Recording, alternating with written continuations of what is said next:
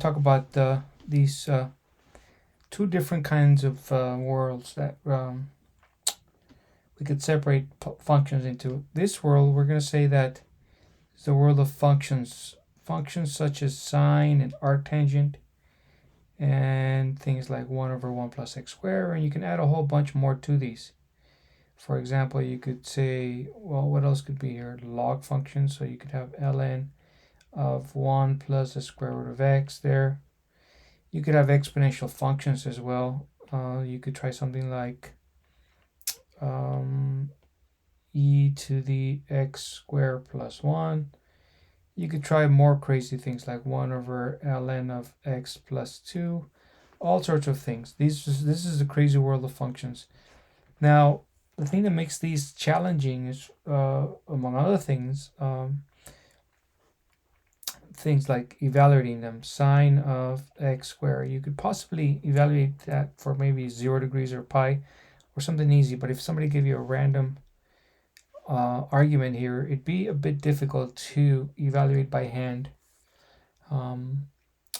So not only just evaluating, but other things are hard, like integrating some of these functions or taking derivatives of, or dividing by these functions.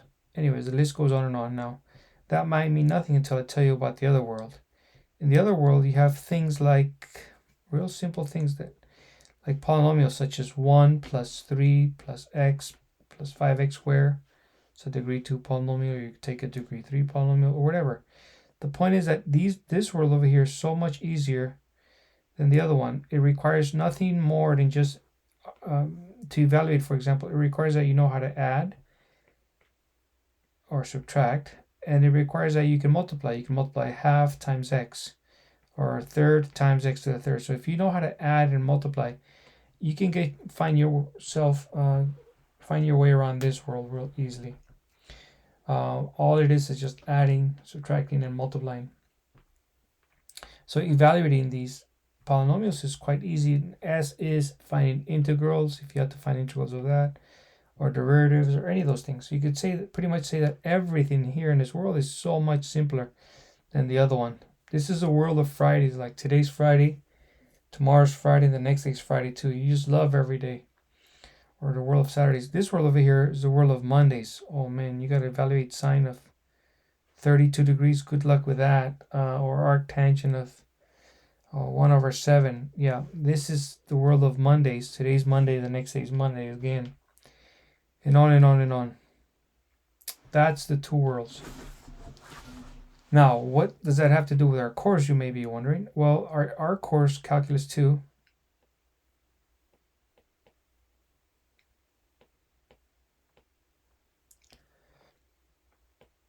in our calculus course, second semester calculus, the most amazing idea that we're going to be showcasing in our course is this unthinkable idea. The idea that these two worlds are bridged together in a way where it's more than just a bridge. It's more like a dictionary, or one-to-one correlation here, where every one of these things in the left side, every one of these crazy functions, is actually equal to one of the polynomials on the right hand side. So this could be equal to some polynomial in here. This one would be equal to some other polynomial. So there's this one-to-one correspondence between these functions and some sort of polynomials. And that idea is thinkable, and it's amazing, and it's creative, and it's incredibly useful. Useful because now you can compute these things, or write a program to compute them, or create a pocket calculator that will compute these, so long as your pocket calculator can add and subtract and multiply. That's amazing. You can integrate, etc., etc., etc. But more amazingly is the creativity that's involved in making this bridge a reality. I love this bridge both for the creative ideas that are involved in establishing it, and for the usefulness and how it can be applied.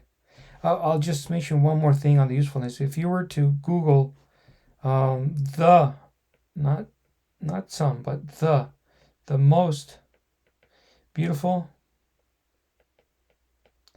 equation ever written by humans, guess what you would get? You would get an equation that was discovered by my buddy Euler. It takes a number and it raises it to an imaginary power, ix, and it tells you that that's equal to some sort of linear combination of trig functions. And that right there is incredibly amazing and useful and profound. It really did change the world, and it's now known as the most beautiful equation ever written by humans.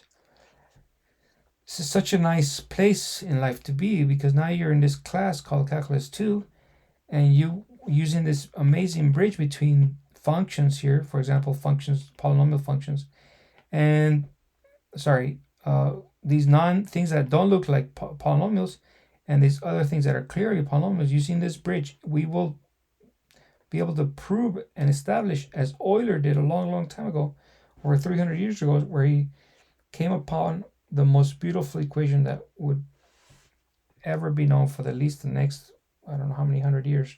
To this point, it's still the best equation ever known by, or most beautiful equation known to humans. And we will be able to do it. We will be able to prove it using this bridge. Amazing. All right. That's just to get your whet your appetite. We will come back for more and start learning more about these series. Okay, see you guys.